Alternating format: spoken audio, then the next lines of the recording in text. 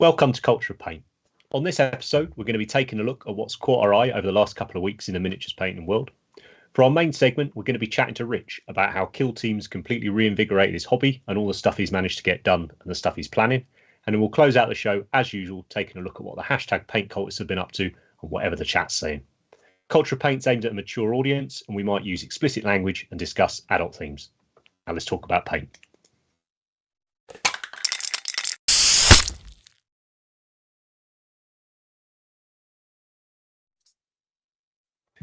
Good evening, everyone. The chat's there. Evening, afternoon, good morning, wherever you all are. That's pretty rad already that we've got you from all over the time zones. Hi, everyone. I'm Henry. As usual, joining me are Andy, Matt, and Rich. How are we, chaps?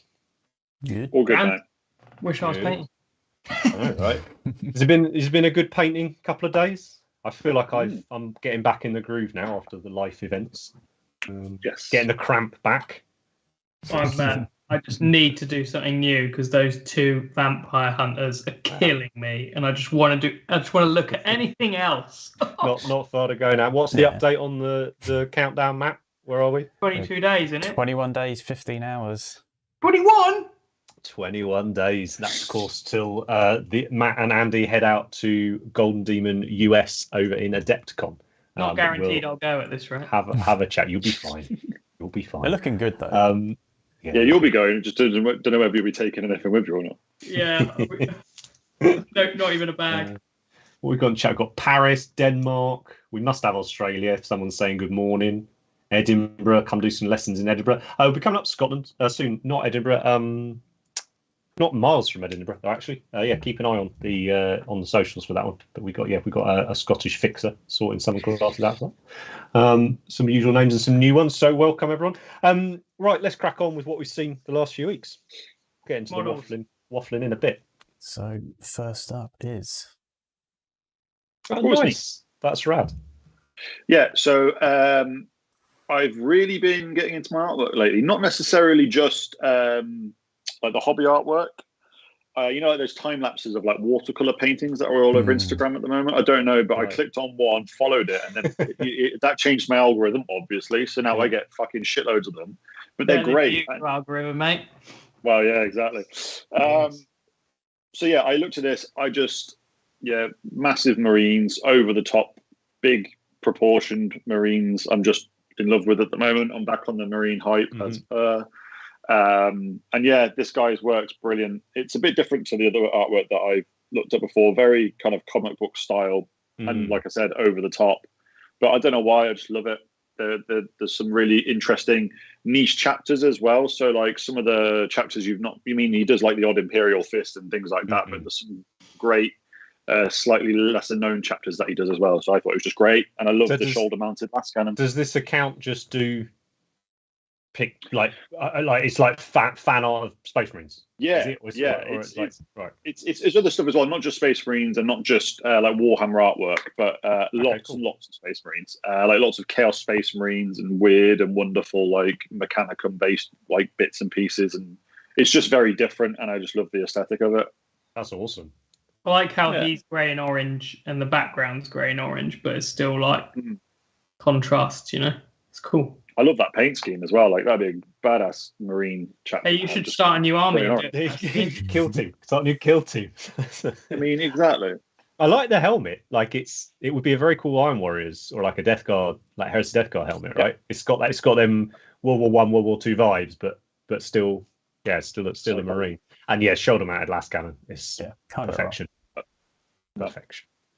So yeah, that's me. That's a great pick, mate. I keep wanting to pick artwork, but I'm only just starting to get in the habit of screenshotting things that I see that I want for picks, and then I was actually ahead this time. Like normally I'm like scrolling through like fucking hell, what is it? What can I send? What can I send? But the last 2 weeks I've actually had stuff queued ready. There you go, Matt. It's only took a year and a half. I was the only one lagging this week. There we go. Matt, get your shit together.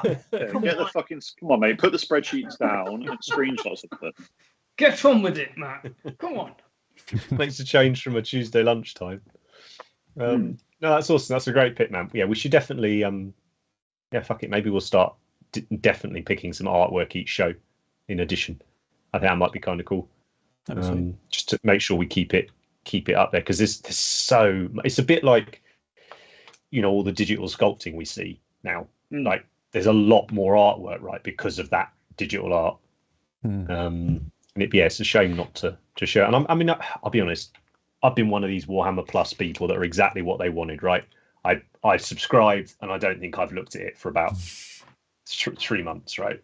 I'll do a binge one day of the cartoons on there. That's the only reason I bought it, was to watch the animations, but I just haven't got around to it. But this is, I think that's what excites me about it, right? Is seeing all these different takes on the Warhammer Wars. They did was it for Star Wars? They did relatively recently, where they got a load of Japanese artists to take they did Star Wars things. Yeah, it was awesome. It was anime Star Wars. It was fucking sick. I just think it's a really cool idea to sort of bring in as much as I adore the grimdark Warhammer artwork.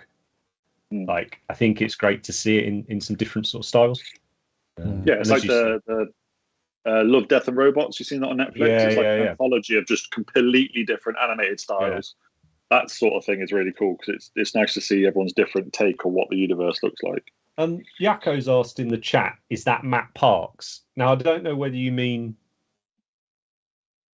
is the artist Matt Parks, is Matt on screen Matt Parks, or is Rich? I guess Rich, maybe, if I squint loads, could maybe pass for. I don't know. Elaborate. But yeah, elaborate the question. We'll answer your question. That's a great pick, mate. What's that next, man? Nice. Yeah. One of my favourite accounts has been for a long time. And I was sort of chatting to Rich about Planet 28 and Kill Team and Skirmish and all this sort of thing. And this is stuff I like to look at, how I like to paint. Yeah. It's just rad, right? And I think it's again for gaming and campaigns and all the rest of it. But just carving out your own little aesthetic niche within Warhammer. I think it's quite fun, and this goes quite far from the established silhouettes and stuff we're used to, right? It's got a very Dune vibe. I was watching that again today, and like the little drones when the battle scenes kind of looks like one of those. Right. This is nice, man. Like, it's just, I just love like the rust, particularly on its little Jeremy Beadle arm. Like, it's I was looking at that. It's nice. It's really nice. I think really cool. I think I need to paint something like this very, very soon. I love that faded blue. Yeah, man. So, all right. So here's one. Help me out with this today. I was trying to understand what colours are called. What colour is that?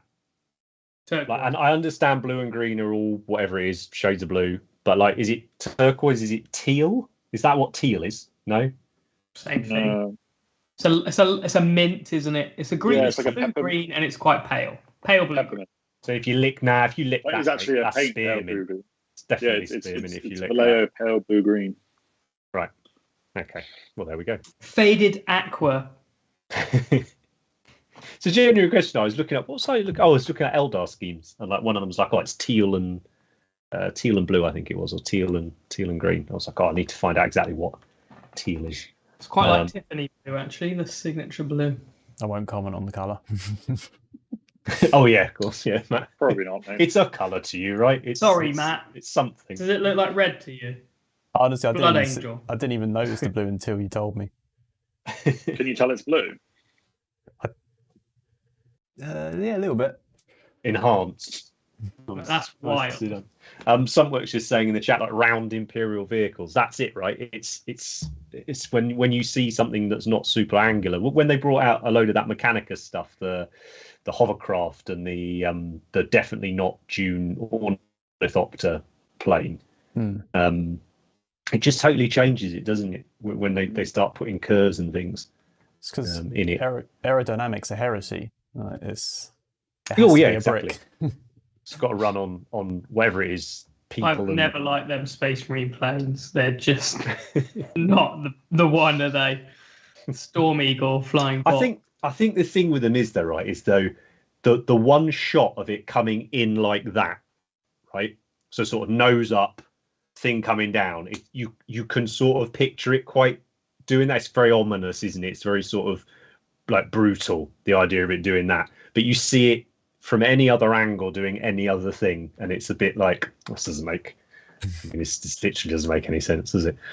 That's why they play. But it can't all be lovely Eldar ships, can it? Someone said in the chat, it looks like a submarine. It does look like a submarine. Yeah. Monk in the chat, who does our little paint Stingray polish logo there. He's the old school roll-on deodorant vibes. Do you remember the old land speeder and stuff? No, in Pax Acrylica, it could actually be what it was made out of. You never know. Yeah. But yeah, great account. As usual, all the accounts we feature will be in the description after the show. So yeah, faith in the Emperor is better than aerodynamics. There we go. Nice. Great comment. So what's up next, Matt? So this is my one.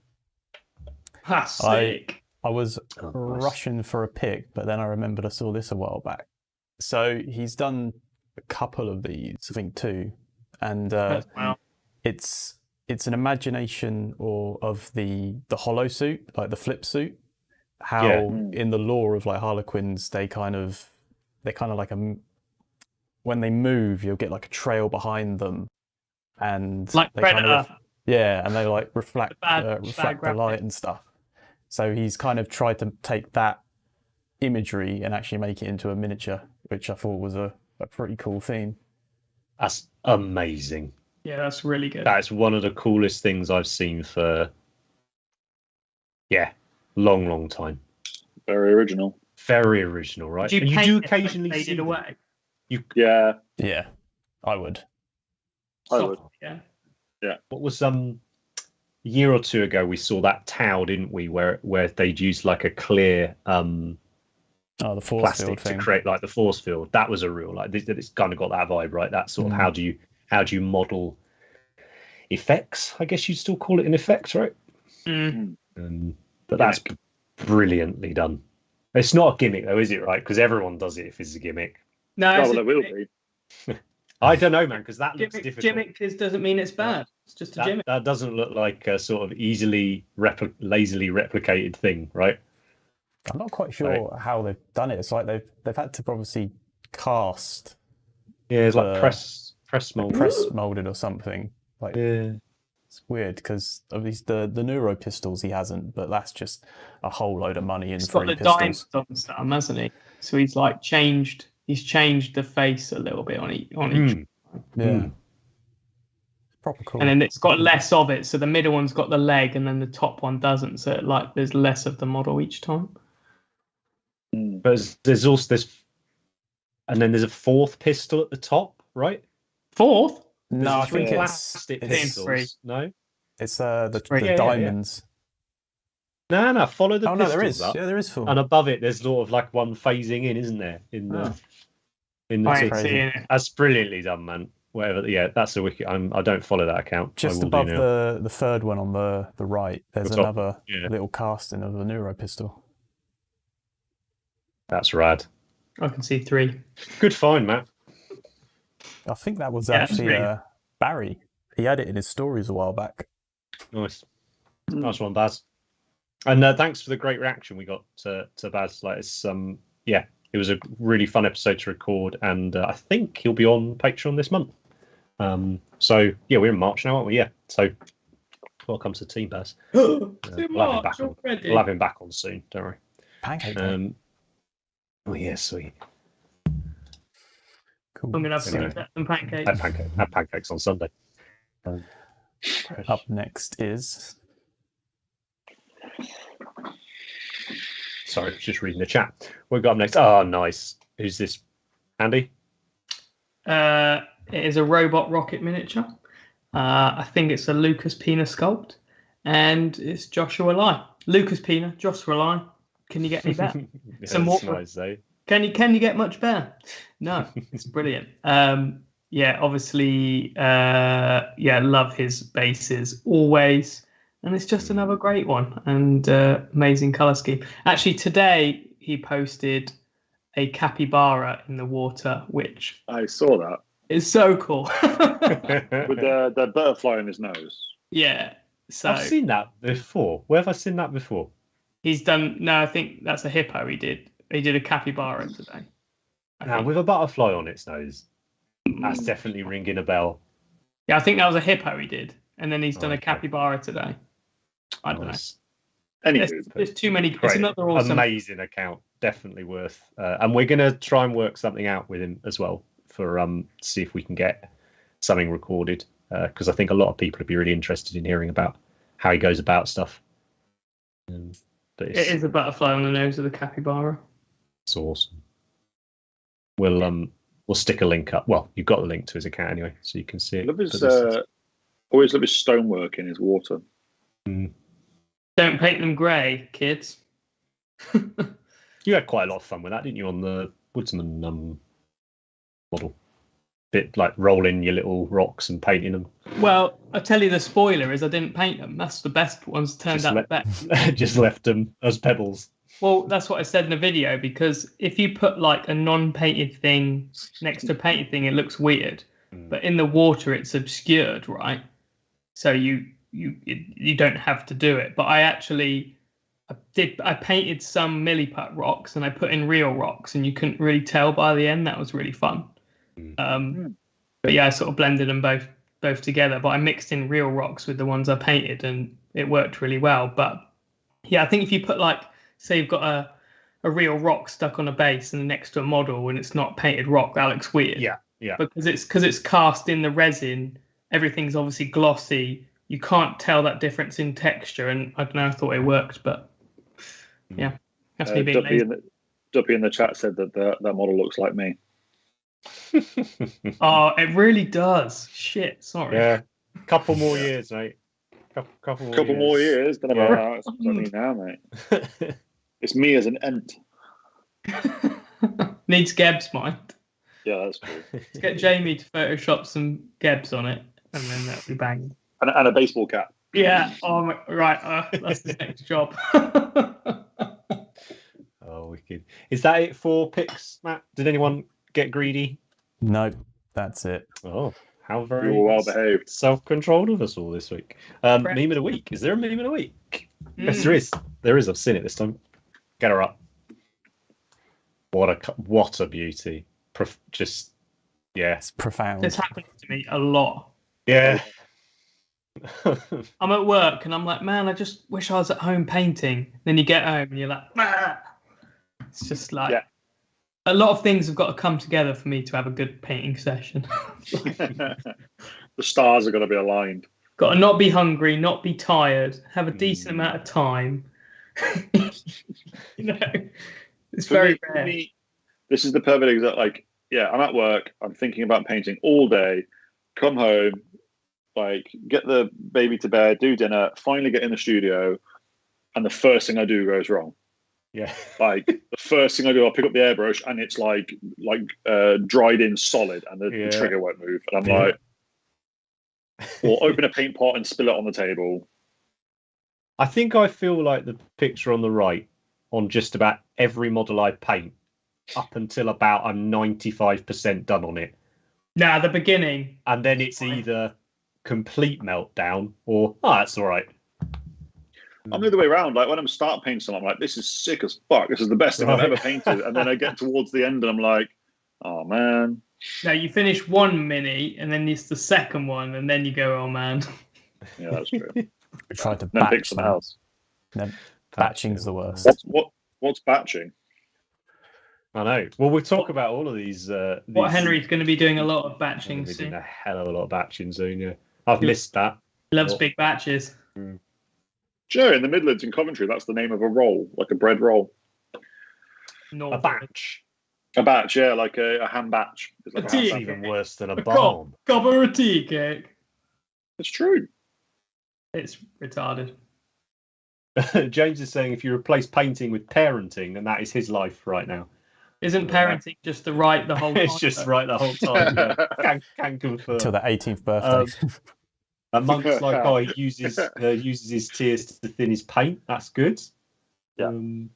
Sumpworks saying, I'd love the capybara. I'm not the only critter fiend, Sumpworks. Andy loves his little sort of...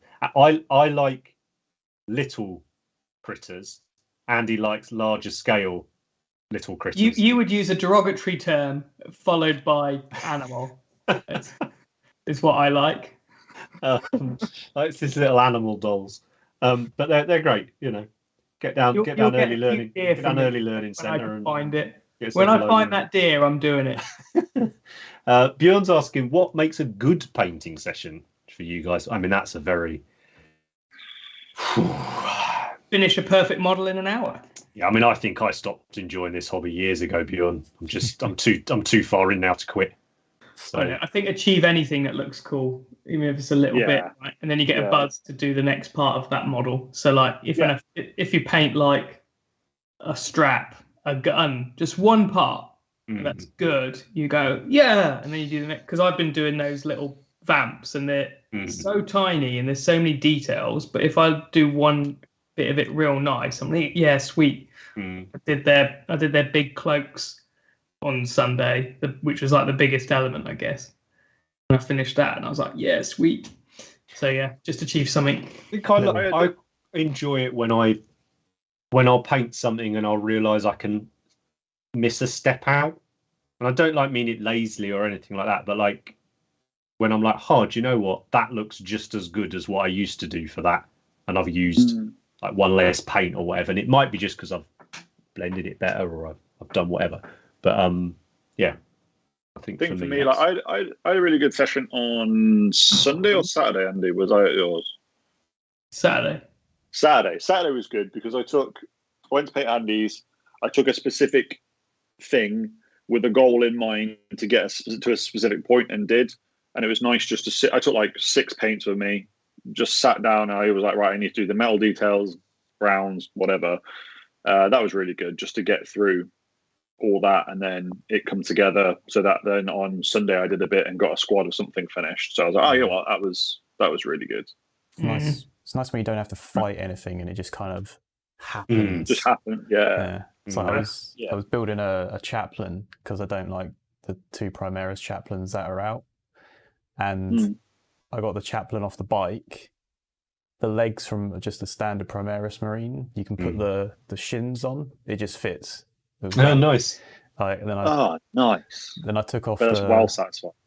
The body just fit onto the torso, the hips part, and it just went together so smoothly. And I was just like, oh, thank God.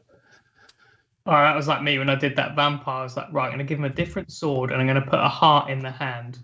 And I forgot that there was a conversion because it just worked so well. Cut the hand off, glued it on. I was like, yes, come on. Yeah, that is a nice one. We've said before though in the past, like sometimes you'll do a conversion and you'll think you're just the tits, and you'll think, oh my God, why didn't the sculptors do it like this originally? I'm a genius. And then you look at the box art and you realise that you've basically rebuilt the model exactly as they originally sculpted it. Just maybe with slightly. I think I've only ever done that once. Like I've only ever done that once, and it wasn't even a sculpt. It was a kit bash where I've done a kit bash. I had an idea in my head, did a kit bash, and was like, "Holy fucking shit, that looks exactly like I wanted to do." And it wasn't difficult. It was literally swapping a few bits around, and I was like, "I am a kit bashing god." Yeah. I think when I did that Septimus, when I just moved the arm, that was a really satisfying one. Just dropping his arm down made such a difference. It was just like green stuff, and I'm like, this totally changes my feelings on this mini now. So Casper's just asked in the chat a recommendation for a starter airbrush. Casper, if you go check out the getting started with airbrushing playlist I've got up in the YouTube, wherever it is, playlists.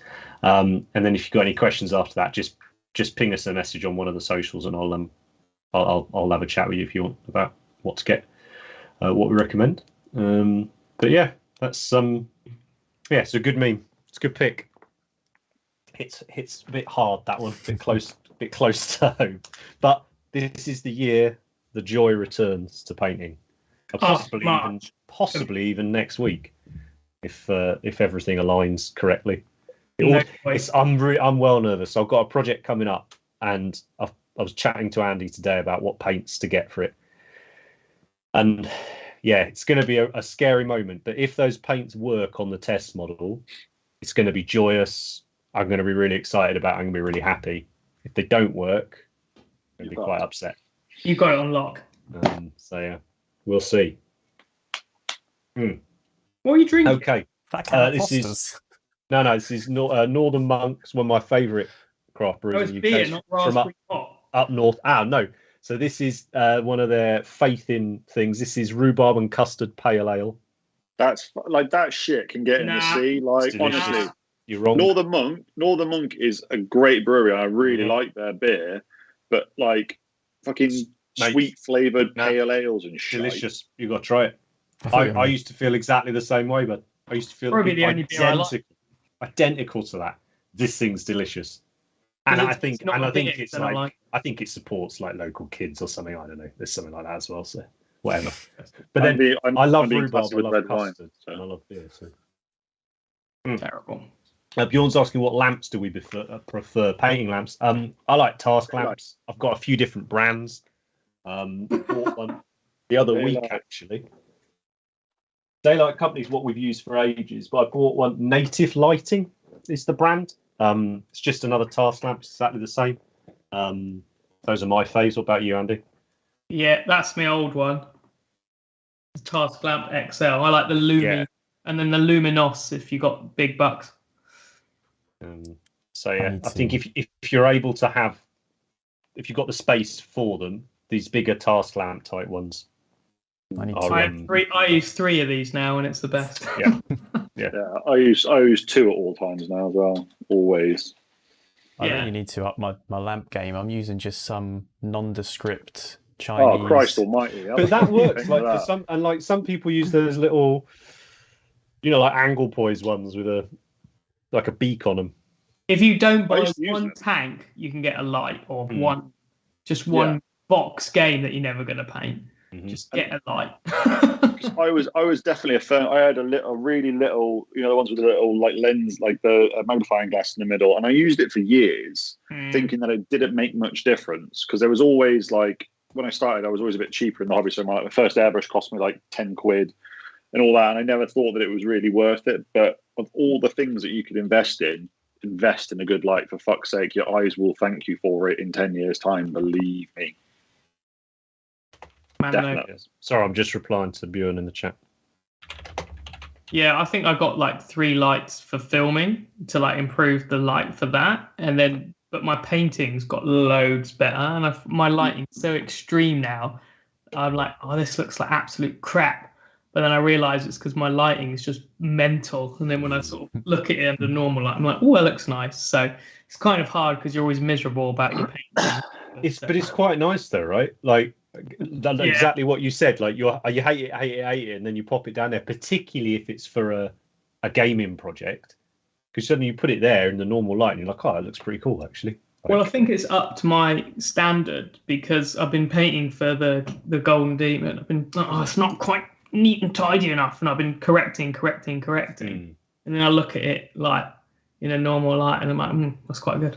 Yeah, nice.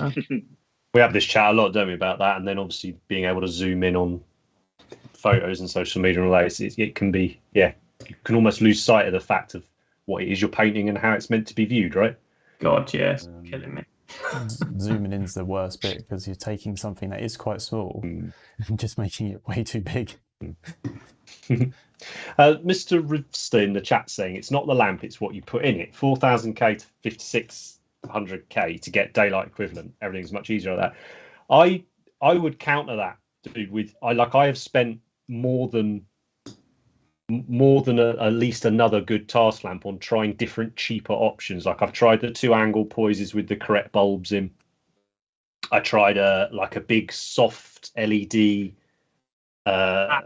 matte type one suspended, and like none of them for me, none of them were as good as if I just had a little shop around, Amazon, wherever, and found one of the task lamps that they're always on offer. And you if you spend more than sort of 80 quid on one, you're a muppet. It's like buying a sofa for full price from DFS or whatever. Yeah, they're like 80 quid. Right? Yeah, if you look around, you can always get them for that. And for me, the more and more now, I think as we're all getting other responsibilities, paying for a little bit of convenience and stuff is worth it to me now.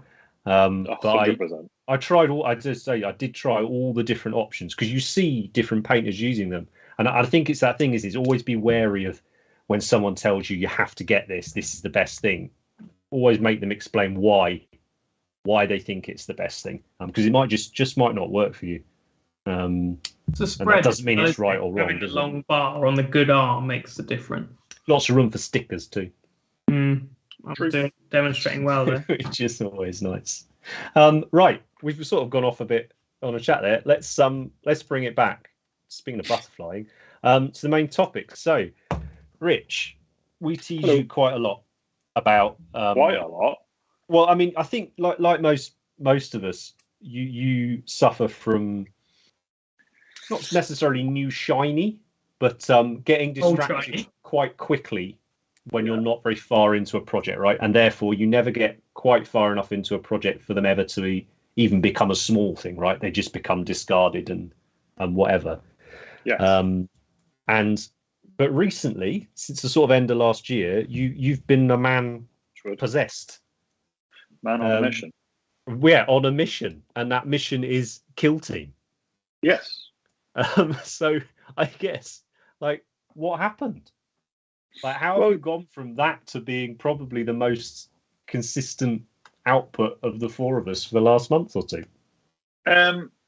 So, yeah, you're right. Historically, I was always bad at completing projects, mostly just from being unrealistic about how I get on with long-term projects and lying to myself, be like, oh, this one will be different, this one will be different, this one will be different. It just wasn't the right models, or it wasn't the right theme. Yeah. Or... But this project, but this army, but these models I buy, it's going to be different. And so I was just lying to myself for a very long time that I was able. I think it was more I was annoyed that I wasn't actually capable of sticking to a project like that. It was more of a just lying to myself, thinking, yeah, I can do that when I absolutely couldn't. And so it's a mix of that. That's part of it. But then the other part of it is the idea of skirmish games is always something I've been a real big fan of. Not necessarily from any historical, like playing them when I was a kid or anything like that. More from an aesthetics point of view and comic books and descriptions, that kind of thing, was something that I was really interested in. And it was something that I was interested in beforehand when the old iteration of Kill Team was around. And I tried it, but it wasn't quite as good as I thought it was going to be, the old version of Kill Team. I tried a few games and it just didn't really sit. It wasn't as exciting as I wanted it to be. Mm-hmm. And then we got into Underworld, so about a year or so ago. No, more than that. Yeah, more than that. Two. Yeah, it was Jesus. It was 3 years ago. Fucking hell. But yeah, I wanted to play, and I'd always, in all honesty, I'm dyslexic, so I'd really struggled when we played big games of more complex gaming systems. So, for instance, Heresy, I love, but I struggle a lot with the rules. Remembering how the number system worked when you're rolling to 10, all those different things I really struggled with. So when we played Underworld, I was adamant that I was going to get into a gaming system that was simple and I didn't need a lot to do, so I needed an Underworld warband and a set of cards. And we played that for a couple of years and it was great. But then I got a little bit bored of that in that I wanted a little bit more.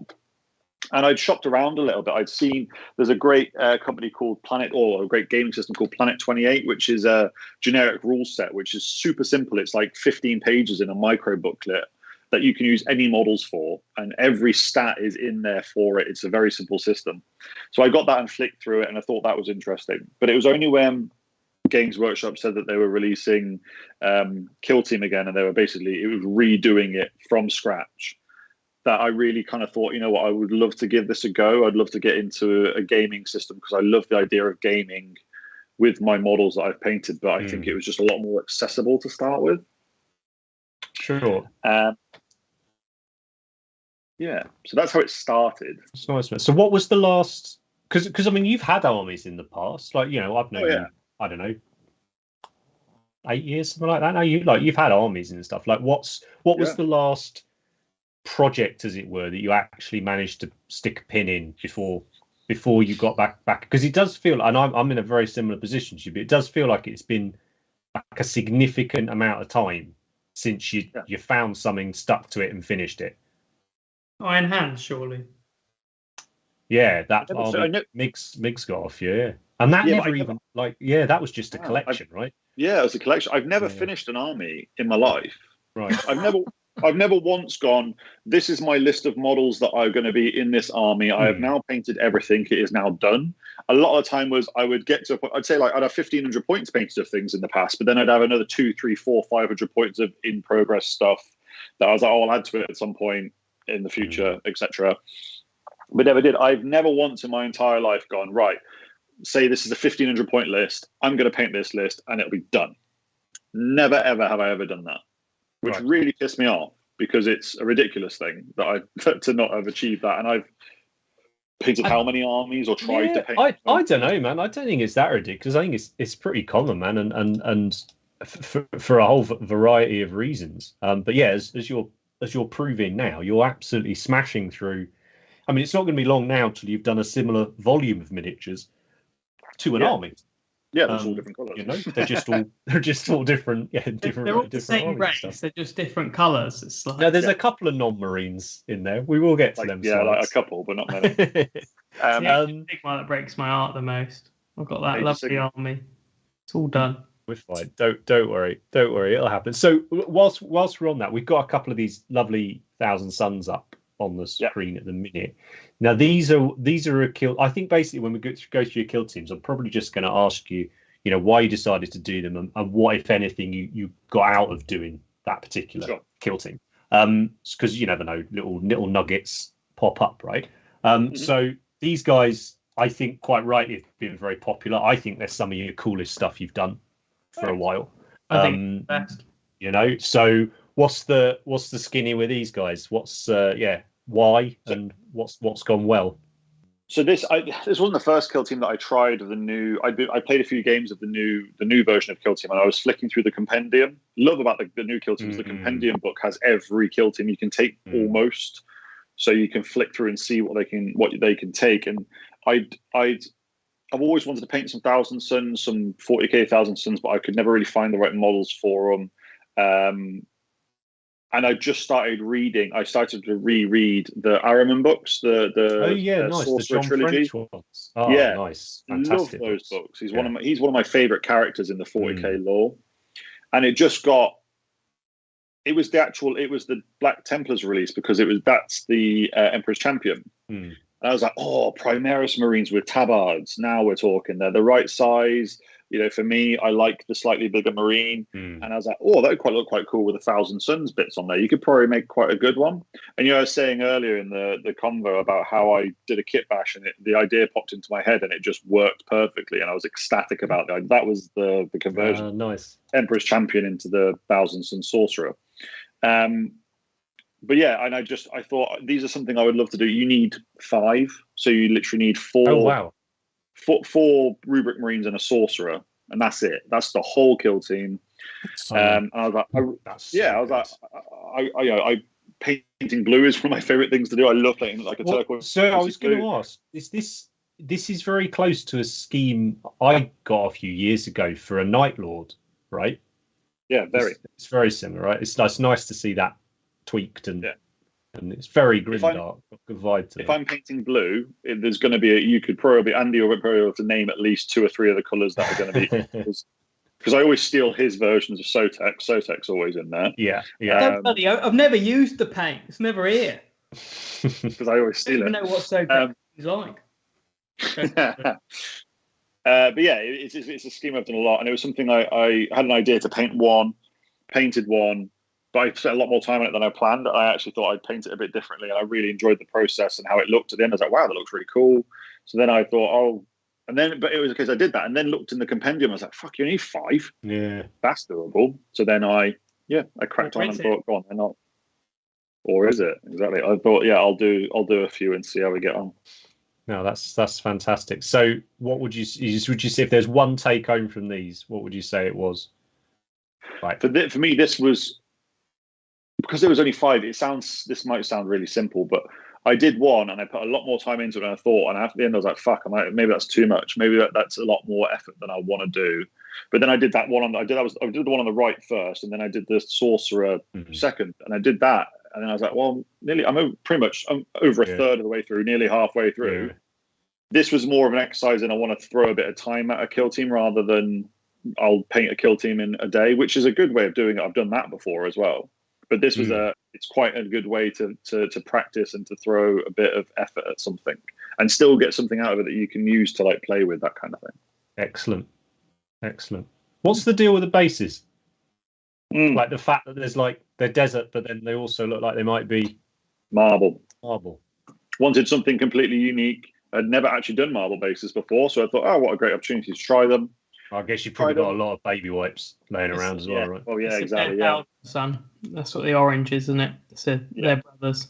Dead Thousands. Oh, nice. Yeah. And I did it, and I didn't like the marble too much. Then I decided to bang a few powders on there as a go-to because if all else fails, just smash some powders on the base. Yeah, truth.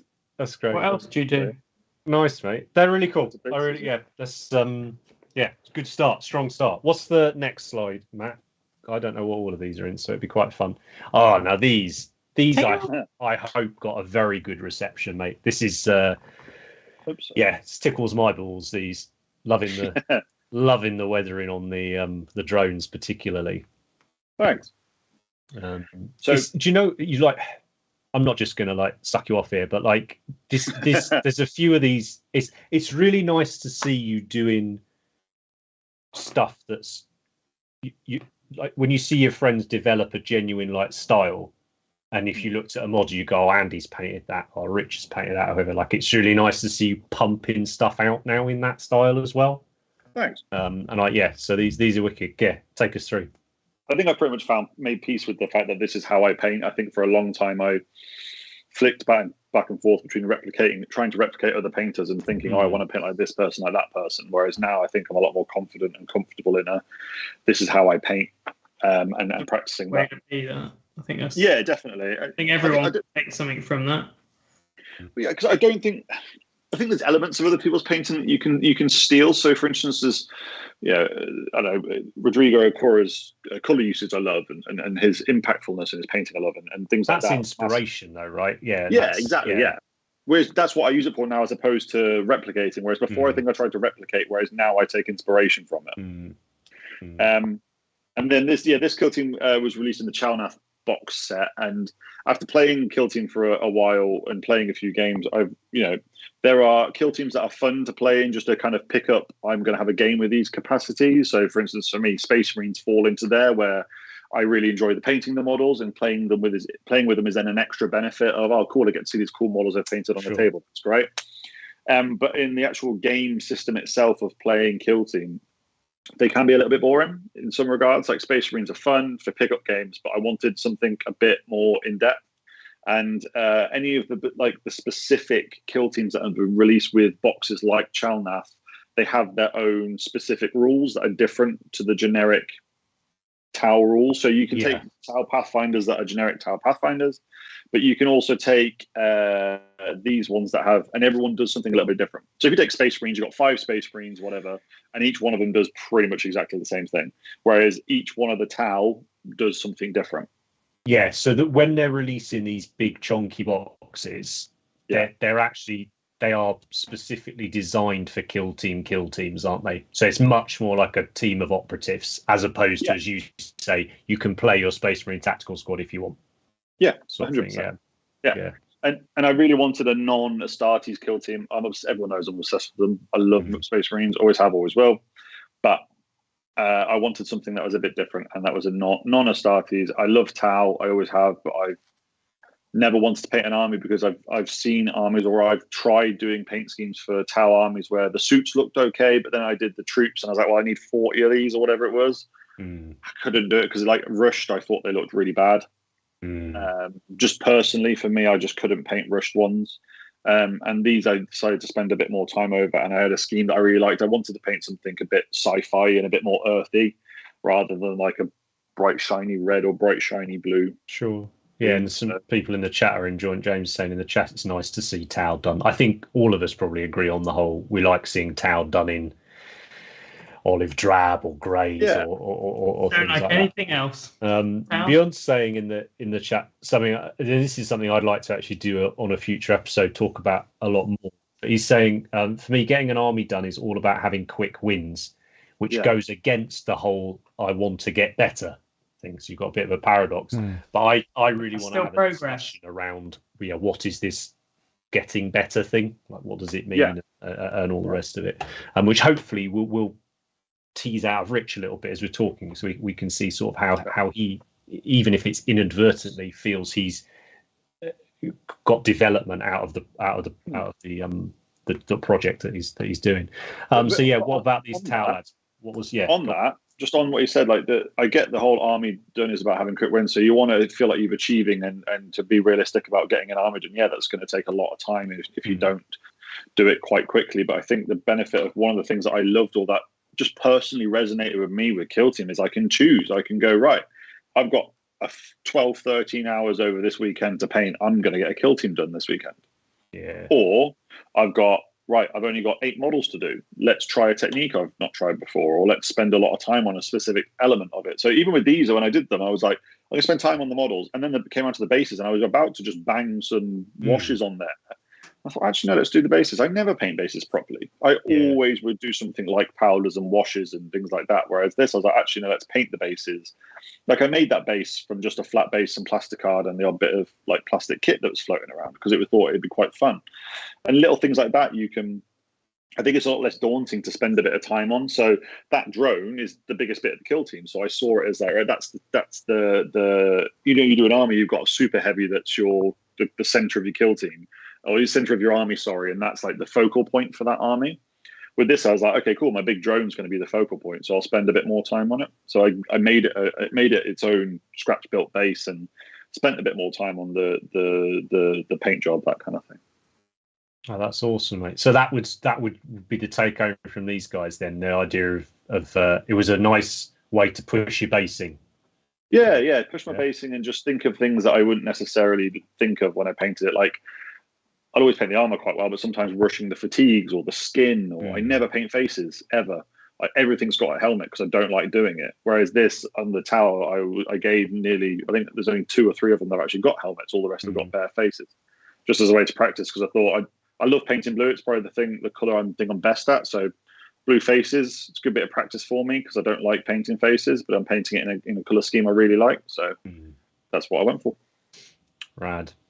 Yeah, and taking photos of models on blue backgrounds as well. Big fan of that. Because being super lazy when it comes to taking photos.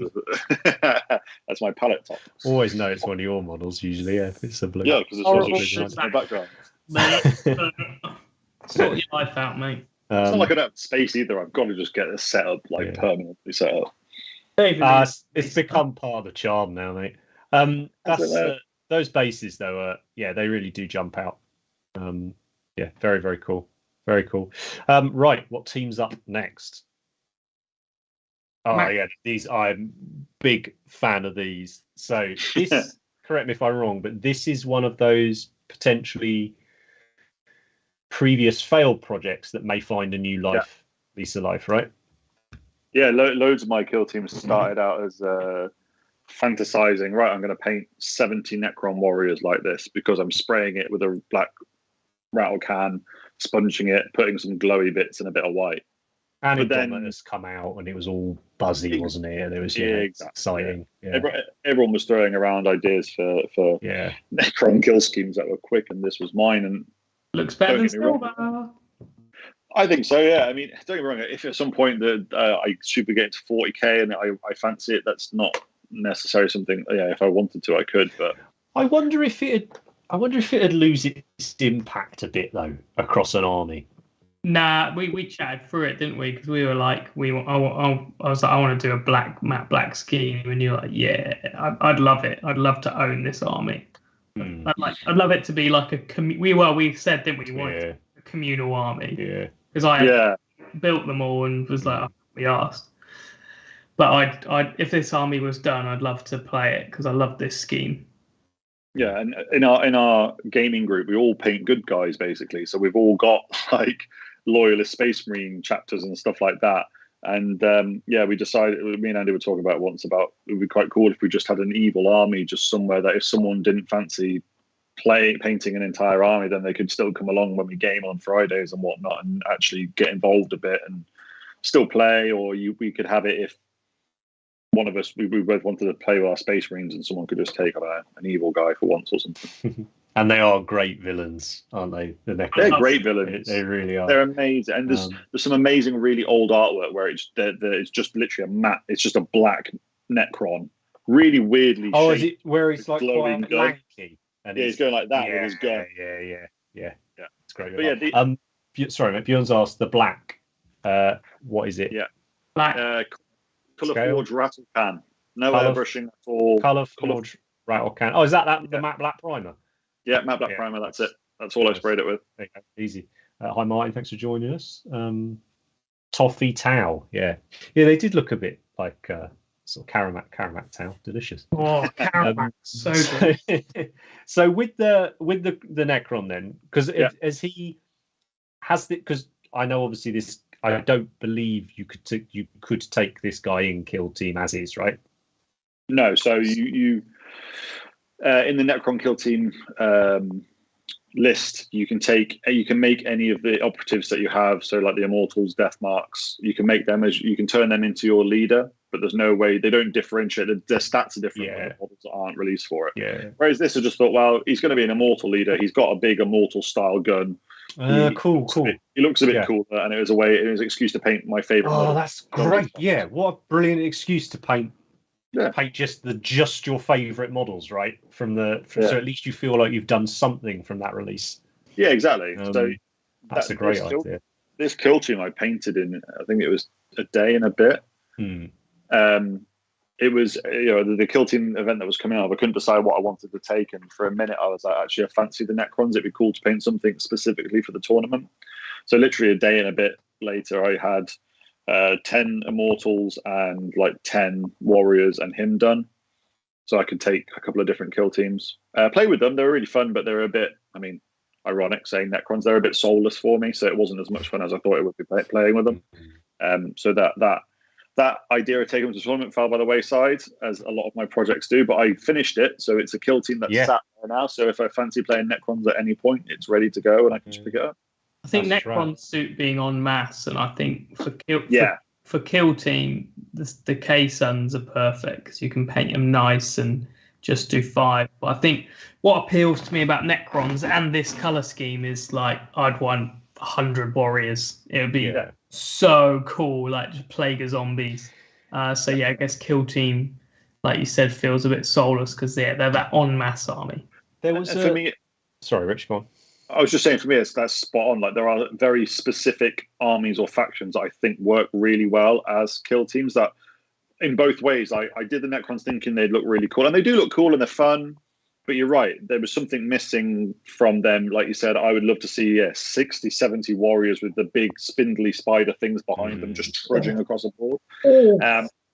It would be amazing. But then also on the flip side of that, there's certain things that I don't want to see in an army. Like, for instance, my Alpha Legion I love, but I wouldn't want to see an Alpha Legion army, because in none of the books that I've read you see an Alpha Legion army. Right. So I just think there's different kill teams or different factions that work as kill teams that don't work as armies, and vice versa. But there's all the signs point to kill team being successful and so far well supported, right? Yeah.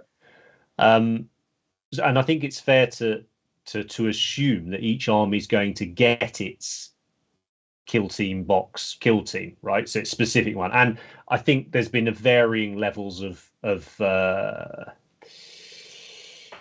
can I word this?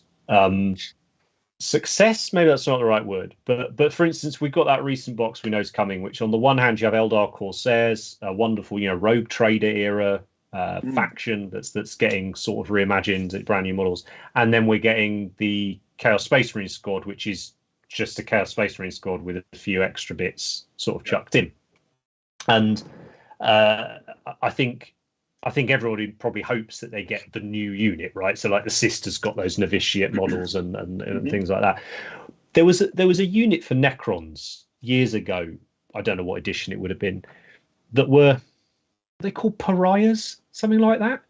And they were from what I can remember, they were basically like Necrons that had retained a lot more of their personality and all the rest of it. They were a lot more Royal like Guard kind like of Terminators. Yeah, a little bit like it, but the old scheme, like all the Necrons used to be metallic, and then these guys had like ceramic plates all over them and were in white and done like that.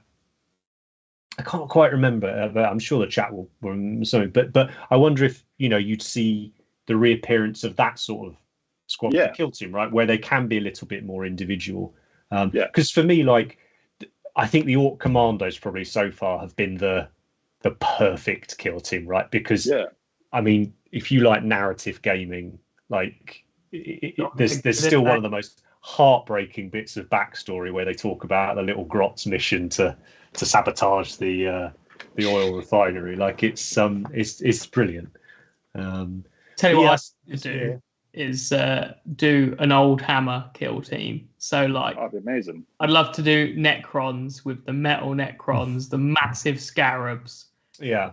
Because I think there was only about 6 or 7 sculpts. The one that's like if that, yeah. Like I'd love to do. And the mobility scooter. Yeah, whatever it was. Yeah. I love the Immortal. It's so stupid looking. Like, but I think like I do have an old hammer itch to scratch, and maybe Kill Team like Goblin Green base Ultramarines would be how to do it. That'd be nice. I've been collecting those blisters, and I'll do a video about it at some point. But I've been collecting all those retro blisters with the good logo on it. I've been wanting to do that Badab project for a while now, and like many things, it fell on its arse when I couldn't get the scheme right and all the rest of it. And I was even in a group about 20 other people. Everyone was going to do it. We made it through month 1, and that was it. Disappeared into the ether. That's a shame. But our local gaming group, everyone's really keen to have a go at it, and we said, well, why don't we just do Badab as kill teams? Yeah, exactly. And again, it's you scratch the itch, you get it done.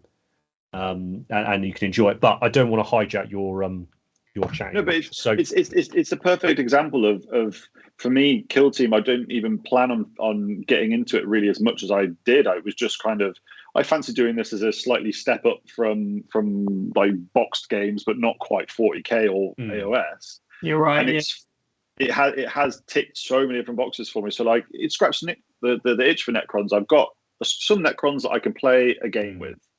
I don't have to commit the next 6 months to painting 70 of the same model, that kind of thing. So I think probably not as many games with as well, right? Have not as many games, exactly. And it's just, for me, it's the perfect level. Someone who is, like, don't get me wrong, I would love to be the sort of person who goes, like Dawn, I paint fists. Yes. Yeah. I'm going to paint every fist model there is, and I'm going to love it, and I'm going to do it, and it's going to be great. But I'm not that person. But for me personally, it just fits all the different, because I have so many goddamn ideas that I've got and that I want to do. Like even the old hammer, I've got some of the Destroyan metal Imperial Guard models, and even some of the old Valhallan ones as well that I've got. That I would love to do them and use the Krieg rules for them, that use them as veteran guardsmen. That's what I want to do. Yeah, it's like I want to get like some real old models and really old. Yeah, I really, really want that metal marine box. Supremacy that Force. Strike Force, man. Yeah. And old metal Terminators get me going so much. Maybe something we can look at summer. Maybe we can do a little. Use old metal Terminators as heavy intercessors. Job done. Mate, I've been spending so much on eBay on mint condition Terminators in blisters. Like it's been getting. It looks so cool. You saw that Chaos one, didn't you? And the leg of a Primaris is bigger than a Terminator. It's like it's bigger than the whole model. What about you, Matt? If you had to do an old or middle hammer or whatever you want to call it, your nostalgic kill team, what would it be? Probably Orcs, but like the old metal ones, or like the monopose, like the old Bob Ollie. And like the monopose Gretchen as well. You could use as the grot. And you can still use the cardboard killer can, can't you? Legally. That's a dreadnought, yeah. It's just, but you're right. It's more like a killer can nowadays, isn't it? Yeah, true line of sight. Nice, gamey bastard. Right. So what did we learn from Necrons? This was Yeah, this is the itch scratching kill team. Right. Like, if you've got 48 hours and you've got a good idea, do it, because you'll probably get it done. Nice. And it's just a fun way to go, cool, I've done that scheme now, scratch that itch, move on. I want to finish this Necron army. Feel free, mate. What's on next, Matt? The Plague Marines. So these were an interesting sort of. They were never an army project, right? But they were just something you had done. You always felt like you were just on the edge of starting them as an army, but it's just a rip. Yeah, it was just me. This was prime butterfly time. This was. I love Plague Marines. I love the fluff around them, but the models themselves, the multi-part and the box set with all the easy build, just weren't quite right. There was just too much going on, too many tentacles, too many maggots, that kind of thing. I liked somewhere in between, like a 30k aesthetic and a 40k, where they're degraded and rotten and like rusty, but they still look like a Marine. And I don't even know what. Gurglings and bright. Yeah. Big smiley face nuggets, and all the shoulder pads are mouths for some fucking reason, and I don't understand why. So happy. Yeah. So this was years ago. I started going, right, I want to make my own. So I kit bashed them all to stop them from being too gribbly. And I hadn't done a lot of kit bashing before that was as in depth as that. I changed lots of it and put lots of random kits together. And I'm not very good at sculpting. I'll be the first person to admit that if I had to do it where it was all really neat and I sculpted the detail, I wouldn't have done it. But there's gaps, and I milliputted it and banged a load of texture paint on it and painted it as rust and gross bits, all that kind of thing. And I started it, like I said, years ago. I did the green, thought it was cool, got distracted, put it away.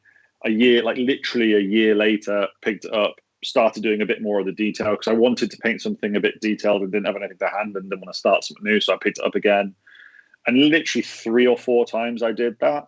And then I heard when the kill team was released, I was like, right, what have I got in the studio that I could use? And I was like, right, let's get them finished for when it was released.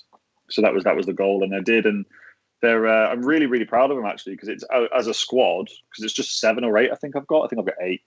As a squad of 8, it's probably one of the highest level painted squads of things I've ever done, and one of the things I'm happiest with. And it's a really fun kill team to play as well. Like they are.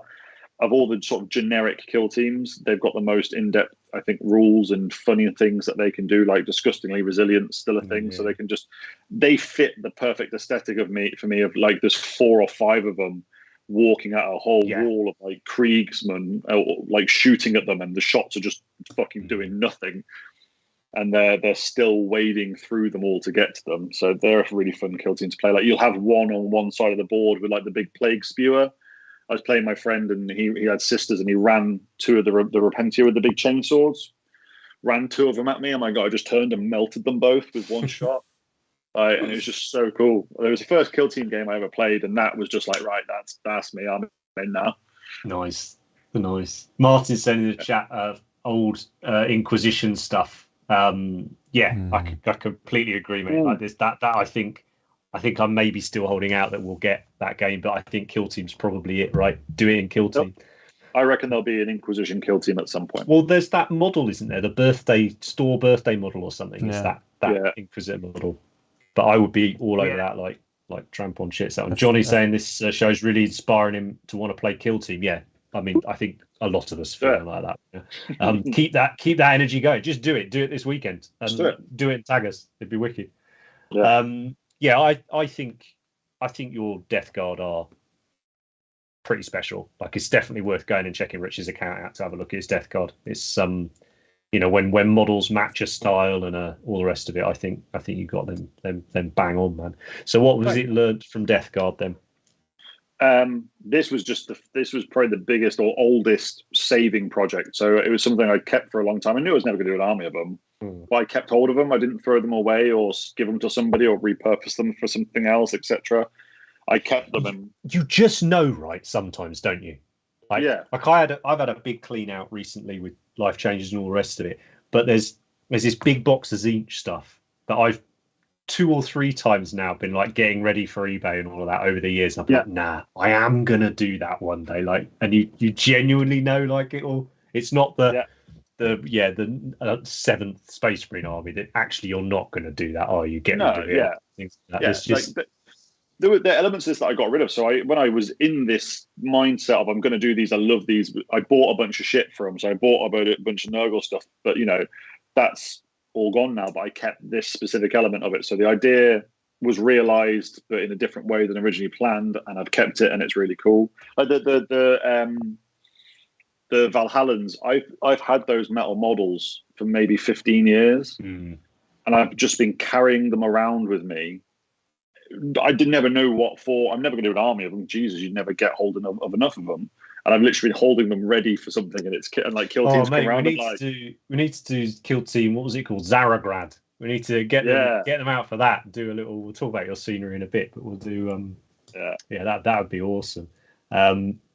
Rogue traders, that'd be great to see as kills. Yeah, I'm surprised we've not seen the Blackstone Fortress and Rogue Trader stuff as re-released. Bring back Inquisitor, Sherlock, Obi-Wan, Clouseau. There were some amazing names back in Rogue Trader. Dan saying he's just finished the Krieg kill team following Andy's tutorial. That's awesome. Make sure you tag us. Oh, nice. I did, but that's rad. Right. So, what's up next, Matt?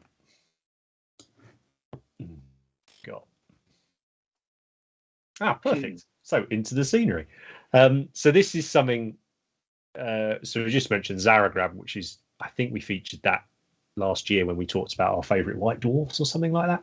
Yeah. But there was this brilliance. But Rich has always been well into your sort of scenery building, right? As in, but very elaborate, right? Not necessarily building a gaming board, but more somewhere between a diorama and a board, right? Yeah. So this is scenery. Literally perfect for you, isn't it? Yeah. So is that a board, right? Would you play a game on that as we're looking at it? Is that what Kill Team is? It's the same. That's the board size that you would use, but that was all the scenery that I painted in a month. Nice.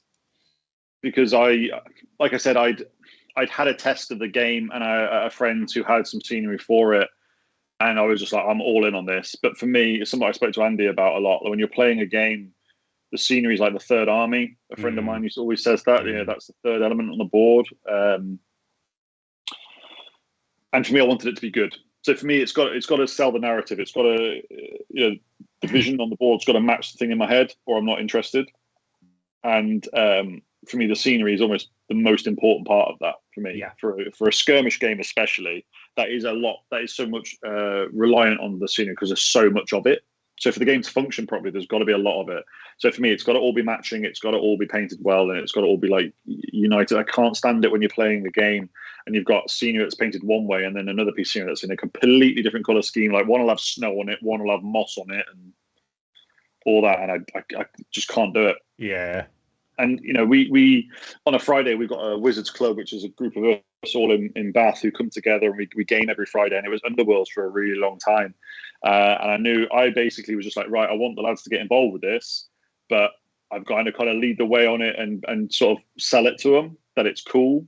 So I was like, for me, the way to do that was to paint up the scenery that we can all use on a Friday, and it looked really good, so that everybody actually was like, oh, that looks sick. I'd love to play a game on that. And that was my hook. And then I was like, well, if you've got 5 painted Space Marines, we can play this Friday. Yeah. And that's literally what we did. And it got quite a few of them in. So now every Friday we tend to play Kill Team alongside Underworlds and other bits. And it's got quite a few of the guys into it as a good sort of first step into gaming. Like a lot of them want to like play 40k and Heresy and AOS and stuff like that, but have not really done it before or not for a really long time. So this was a really good first step. Like for me personally, bridging the gap from playing Underworlds to playing 40k, because a lot of them have things that started, so they've got starters of army, they've got squads of stuff. If you've got the squads, you can play. Absolutely. And do you like, not to, we're not a gaming show by any stretch, but the more you chat about it, and this sort of jives a lot with what my local gaming group is, similar ages, similar situations, and actually going things like Kill Team, things like Warcry, which is sort of the fantasy equivalent, the AOS equivalent. Yeah. You sort of talk about them as being stepping stones to the bigger games, but I do wonder if we should actually just start seeing them as they're not. But as you said, there's something to go all in on, and it's just it's a different way of hobbying in that setting, right? Because ultimately that must be the reason, right, that we all stick to Warhammer settings, right? It's not the rules. It is the models in a lot of cases, but not always, right? I can think of plenty of other companies' minis I love and would love to do stuff with, but it's the settings, right? That they and particularly at the skirmish level, it becomes a lot more cinematic, right? And like it's very inspiring, sort of looking at all this. But I tell you what, it's because it looks achievable too. I think when you see an amazing army, you're like, oh, that's great, and then you think about even just building the fucking thing, right?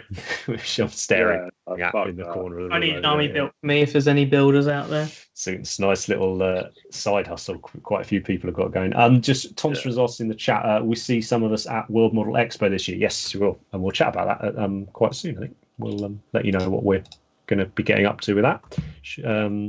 But yeah, so this I hadn't seen these bits of scenery actually. What did happen to them? You were building like little tiles of scenery. Did they become kill team boards as well? Nope, they have been destroyed. Oh wow, right.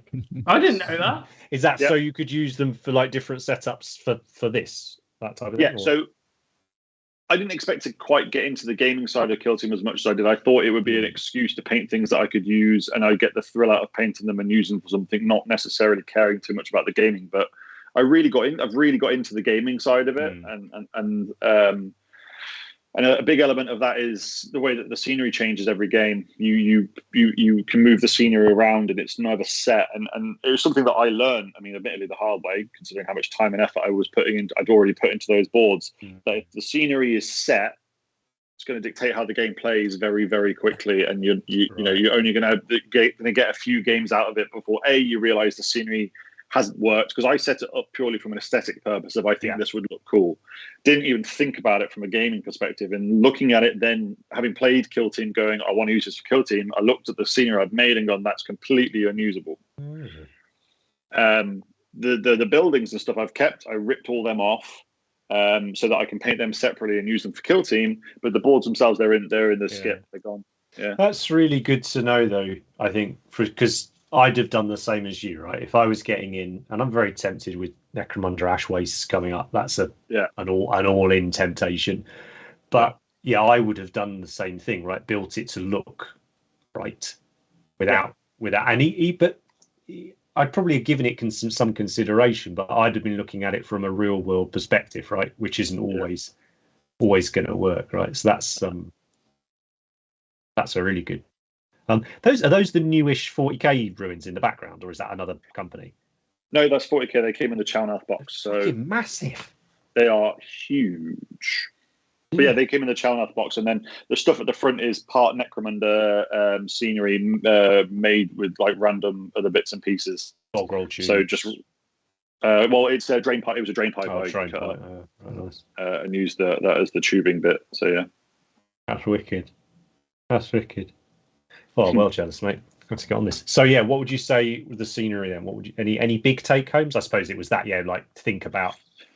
I guess if you get to the point where you're building scenery, you're probably wanting to play the game, right?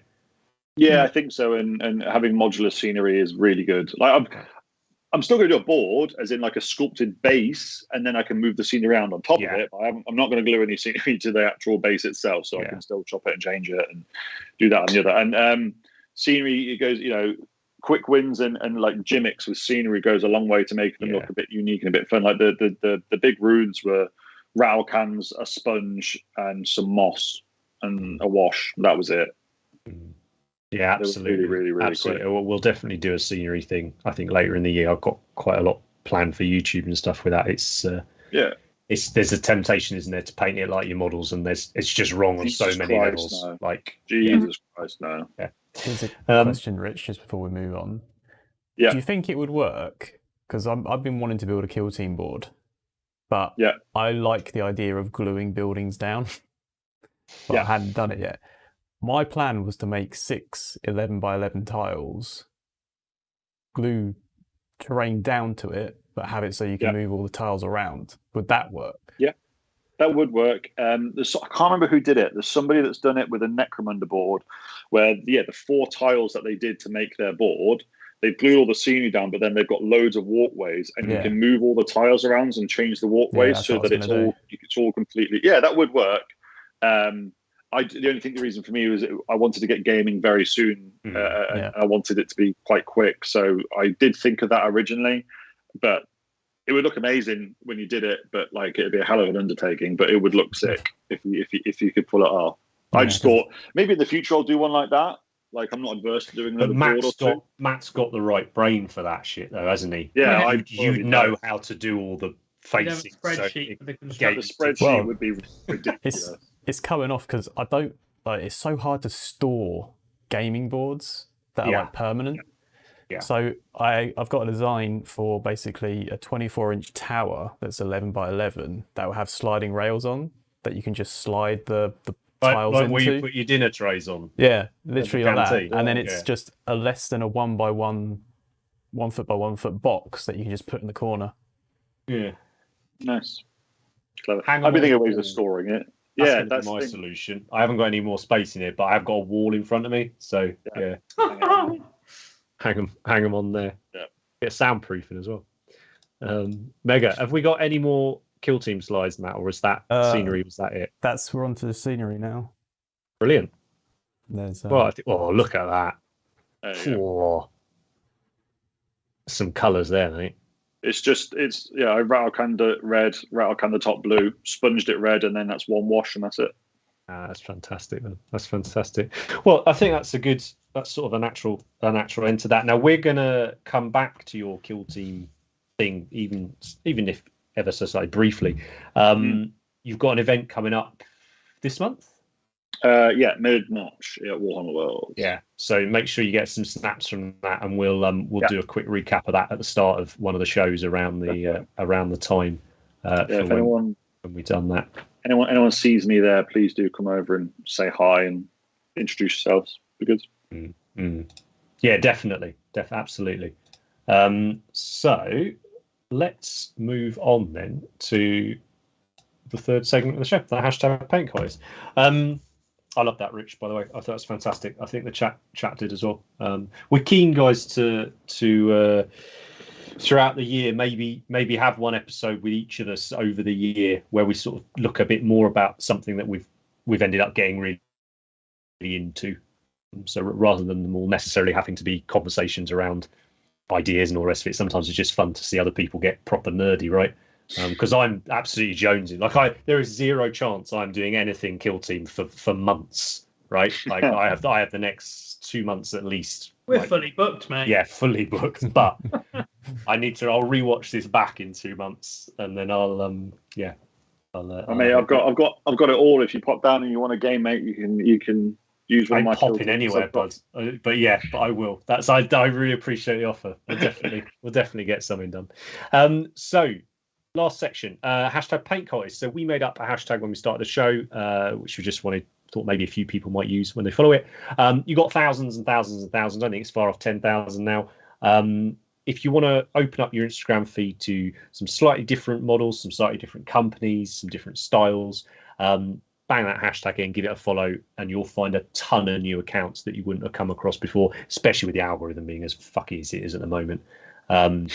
Really great way to look outside of your box, as it were. And all I do is every couple of weeks I grab a few that caught my eye and sling them up, and we have a little natter about them. And I can never remember what I've sent Matt, so it's always a bit of a surprise to me as well when it comes up.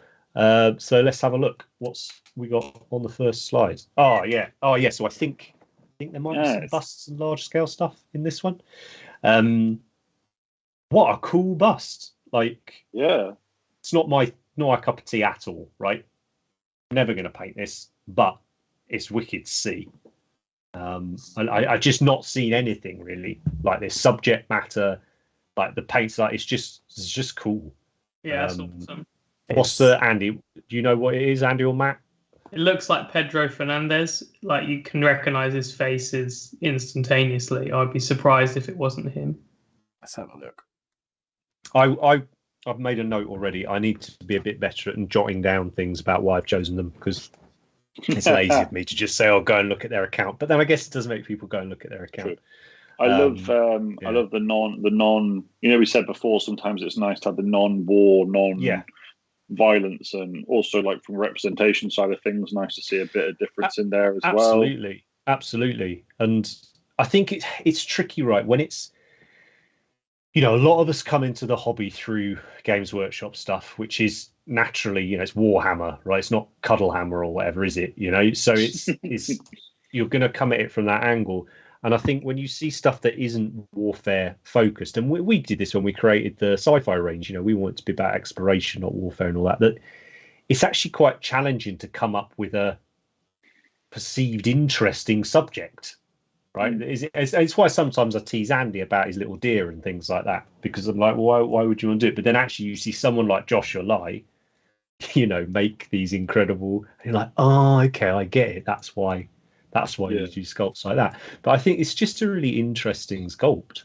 It is Pedro, which I think is quite interesting in itself, that I've never seen this many before, and I was like, Pedro Fernandez. Right. So he's got, you just know his face sculpts like that.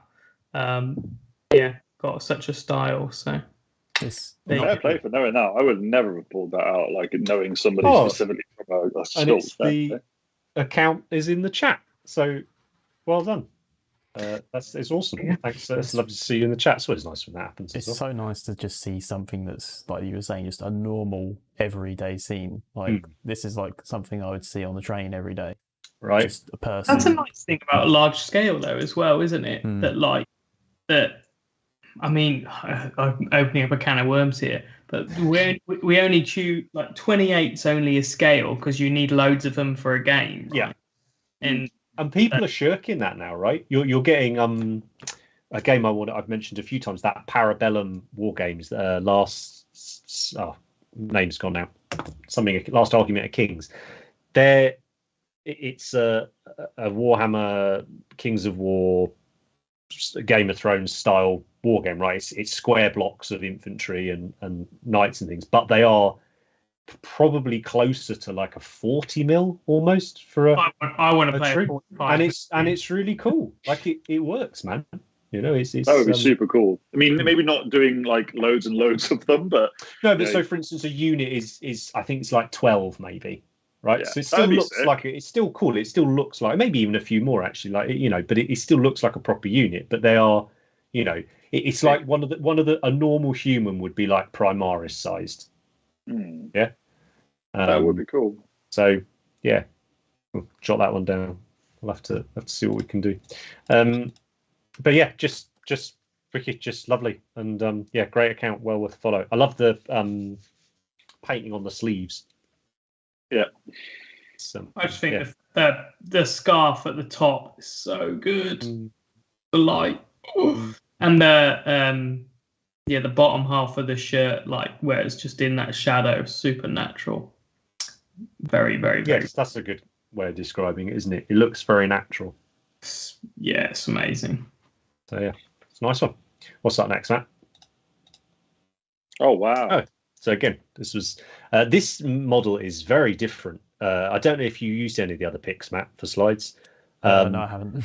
That's right, but it's worth going to have a look at because it's very different as you turn it around. It's actually quite long. If we're looking at it front to back here, if you were to turn it 45 degrees, like it's actually quite a long model. And again, just like nothing I'd really seen before. That's a big deal for me. I think it's like seeing what you haven't seen before. Like that's exciting. Like that last one, really, that was great. But it is exciting, right? And you can always, I think, sometimes you take stuff from it and you go, I'll put it on my model. Sometimes it's just nice to look at nice painted minis that aren't a Space Marine. Occasionally, Rich, not all the time. Hey, I'm here for it. I think as well, you can also look at loads of stuff, even if you don't fancy that yourself. Yeah. I still fun. I will forever be a tourist in this sort of thing, in that busts, things like this, I will never pick up and paint ever. but I'm doing love it. to Enjoy appreciate looking at it, right? Yeah, But it's like love the to painted watch it. shadow and stuff. Like there's a lot more. Like I've been painting some of these models for the Deep Rock Galactic Kickstarter, and they are 40-ish millimeter, and it's just totally different. Like I know, Andy, you do it all the time, right? But it genuinely has surprised me, like how different it is painting these larger models, and but even to the level of like. I'll use exactly the same colors and I'll use them in exactly the same way, and it looks completely different because the area is X% bigger, right? And it's a lot of fun. Like I get it. I'm starting to get it now. Yeah, starting to get the appeal. Says the man whose company's got 2 ranges of large scale miniatures. But yeah, what's the deal with the back of her hand? It's glowing from the light, right? Because you get that your fingers glow when you hold, like when you put a torch. Oh yeah, moonlight on on the water and stuff. Yeah. You know, when you get the orange from your fingers if you hold a torch, and your fingers. Yeah. That's what I interpret it. Oh, I see what you mean. So the whole arm should be like her torso is, right? And like the arm is dark. And the only reason the fingers are light is because the butterfly is giving off. That's cool. Dense area of light, isn't it? Okay, yeah. Yeah, that's cool too. Lovely job. Start next, Matt. This is rad. I think we featured this count before, actually. And this might even be, is this a Parabellum model? It might be a Parabellum model. But yeah, just again, I think it was their first model of the year or something like that, or I can't remember why I picked this one. There was a good comment to go with it. It was either like, I slogged away at it to get it done, or like didn't give up on it, or it was first model of the year, something like that. Really nice gold on the top there, lovely tone. Yeah, very much, and a fun base too, right? The bigger models mean you can have bigger bases, right? Which means you can stick more tufts on them. And I'm becoming a big fan of the tufts, and that looks to me suspiciously like a butterfly in the background. Win. So you stick a critter on it, it's getting featured. That's bribery, that is. But yeah, I'll go and check the account. It's really, really well worth a follow. This account, some really fun models on it. Lots of like cool D&D stuff. I've found a bunch of stuff I've enjoyed. I follow them on Twitter as well. Really, really fun. So, Rock and Stone Gin now as well. I know, right? Oh, so this is an old paint job. Project, whatever you want to call it, but this account had posted it again because they took some new photos or something. So this is new to me, but it's not new as a thing, and I guess as a concept it's not new. I've seen a few brilliantly done whatever you would call it, diorama, vignette, whatever you call it, this, but I think this one's been done particularly well, right? It's GD winner, that one. Is it? Yeah.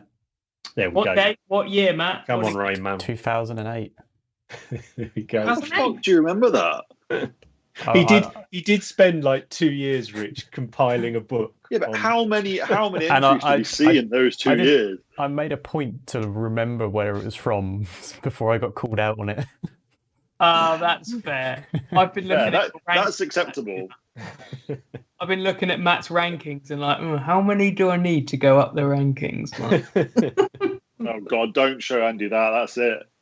I've got them, mate. I've got the rankings. It's out for the world to see. Yeah. Okay. Try harder, Andy. You're obviously not winning enough Golden Demons. Come on, mate. Well, they've been out for 2 years. I'm at it. Let's go.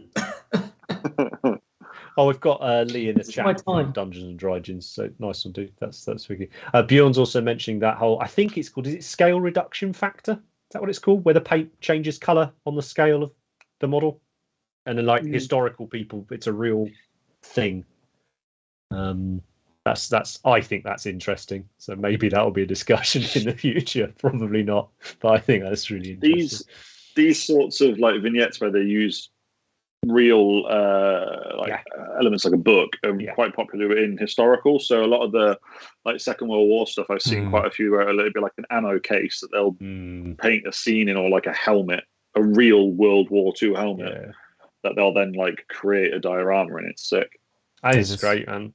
There's this amazing historical one. I'll have to find it. it's two-sided.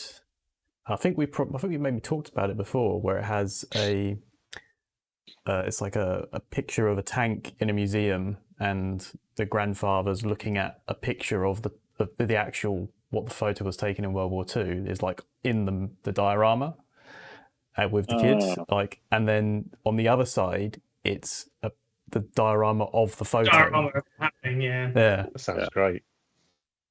Awesome. Oh well, there's a whole episode.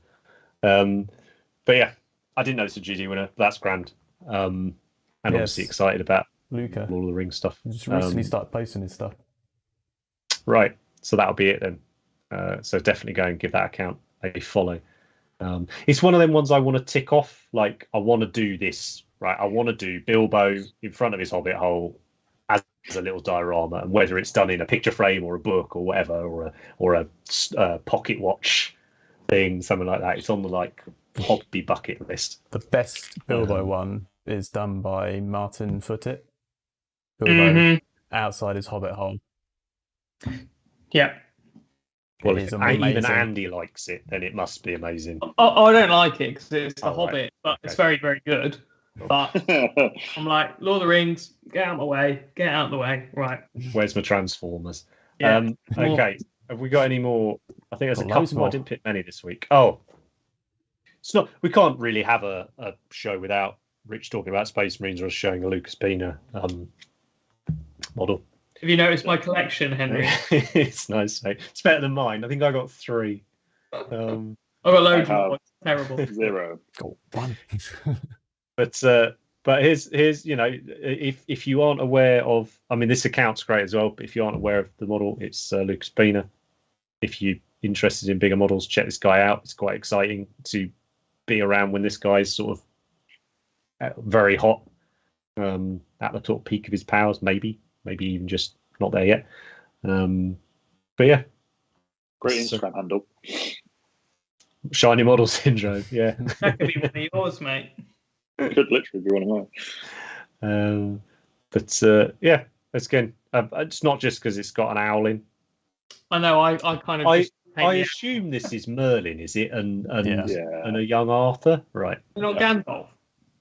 That's just the worst person. It's Gandalf and Harry Potter in it. That's Harry Potter and that's Gandalf. Do you know how I feel right now? How that owl looks, right? When you say things like that hurt me. Yeah, that's like you when you look at a Gundam and go, "Oh, is that a transmorpher?" What's it say on his book? Hiatus or of the wizard, Hitters. Harry. Yeah, from Hogwarts School of Witchcraft and Wizardry. Right, before we alienate literally everyone that watches. Tom's ordered that bust. That's cool, man. Good on you. Tom's getting ready. He's tempted to head in. Baz on last episode's part of the team now. I would really like to, just as I said at the top of the show, I'd like to start showing off artwork a bit more. And I will often post it here if it's ever tagged. I'd like to start showing sculpting too. Like Mike said, he wants to show sculpting off and stuff. And absolutely, I don't tend to pick whips. But Baz has sculpted this for someone. He's got no intentions of painting it, right? So why shouldn't we show his work? That is his finished work. Yeah, exactly, right. And it's. I think I thought it was rad when I first saw it, and then I noticed that Albert Font had made the comment saying how amazing it was, and not that it should, but that made me like it even more. See him paint it. So yeah, right. But yeah, I think this is a great version of like restraint on the Model 2. This model's growing on me a lot, actually. The Emperor's Champion. Mm-hmm. It's you glance at it and you go, oh, it's not much different to the original, right? But actually, it's just little tweaks, right? It's little tweak, little tweak, and I think those of us that loved the original perhaps wished it looked like this. Great but I think if you were coming at it fresh, the new model's awesome, right? Because it's still a rad model. You haven't got any of that nostalgia baggage that comes along with it. But yeah, it is baggage. Is that the? Yeah, absolutely. Is that the sword that comes with the original? The hilt. No, it is the same. He's just turned it. Yeah. It's the new one that's just turned. Yeah, it's bloody massive, isn't it? I didn't realise it was that big. Some of the swords now, mate, are bananas. That's what she's. Yeah, they are. They're got a kit through today, and it's ridiculous. But just don't stress about it. Big swords, mate. I've been paying the smallest kits ever. I need a big one. It's why, though, isn't it? It's when you see someone put a correct, as it were, sized weapon on a Warhammer model, it looks so different. Yeah. It just totally changes it. Yeah, I dig both of them. I get, it's fun having the caricature sized and weapons, but as soon as you stick it's when they put little warhammers or little axes on them, and it just it just totally changes, doesn't it? But yeah, Baz, amazing account, well worth a follow if you're into sculpting. Announcing his class this week. I think he's got his next sculpting class coming up in April. So is that it? No more. Oh, I forgot I'd added this one in. This I don't think was hashtag paint cultist, actually, so apologies. Maybe it was. I don't think it was. This was my second pick of the week. This you snuck it in at the end. This is an account I follow on That's Twitter. cheating. Has amazing Beast of Chaos stuff, amazing, but also this really cool Necromunda one. And I was gonna leave it out because I was like, we should do a Necromunda show at some point, just like we've done Kilty. But again, this is just right up my street. I love it. But yeah, when Necromunda Ash Waste comes out, expect quite a lot of that to come. But yes, basically he's got this rad Beastman in there as well. Brave paint scheme that, and I really like it. It's just a very very cool hobbyist, and fairly prolific as well. Like a good account to follow. There's always something each week to enjoy. Great photograph with the scenery in the background with the poster and stuff. Oh, absolutely. You Very could do cool. that instead of your blue palette, mate. You never know. I might do. Use some of that scenery for something. I'll bring my camera up. Yeah. So that, I think, is it. That is. There we go. So yeah, if you do want to get in touch with us, use the hashtag for your painting stuff, but also we're on all the usual social medias and all the rest of it, so we're not hard to get in touch with. If we don't reply for a couple of days, don't worry. We're just being slow. We have read it. Give us a chance. We're not ignoring you, I promise. And if we haven't done after a week, nudge me. Because I do, I don't ever hate to feel like you're being ignored. Right, Rich, thanks ever so much for your letting us grill you on it all. I am genuinely chuffed for you, mate. I think it's awesome to see you getting the painting and stuff done. Andy, Matt, pleasure as always. Thank you for joining us. Not sure what the next topic is, but keep an eye on the thing. Chat, thanks for being there. It's lovely to see all the comments. Slightly more chilled out chat this week, which is quite no nice. fighting. Not too many debates. Creative discussions. Maybe I'm not as controversial enough, pal. I'm not controversial. Damn it! I should have said something really don't. You're fine. You're fine. Don't worry about it. Leave it there. It's absolutely fine. But yeah, thanks for joining us as usual, chat. And if you're watching this back, not live, thanks for watching as well. Share the love, let people know. We're loving having more and more listeners each time. And we've got big plans this year for some really great shows coming up. I think we'll get one more in before you guys are off to Adepticon, hopefully. And then once we're back, if you haven't passed that out, even if it's just me going around the house with the phone and just sort of bugging them. I do it live. I think it's the day before I fly is when we normally do it. There we go. It'll be fine. I'll be like, I finished, lads. Let's go. Or I might be like, just be in the background, mate, and I'll just bring the camera around. You'll be painting. Yeah. But thanks everybody. Great to see you all. Great to see you chat. Thanks for watching it back. Take care. We'll see you next time.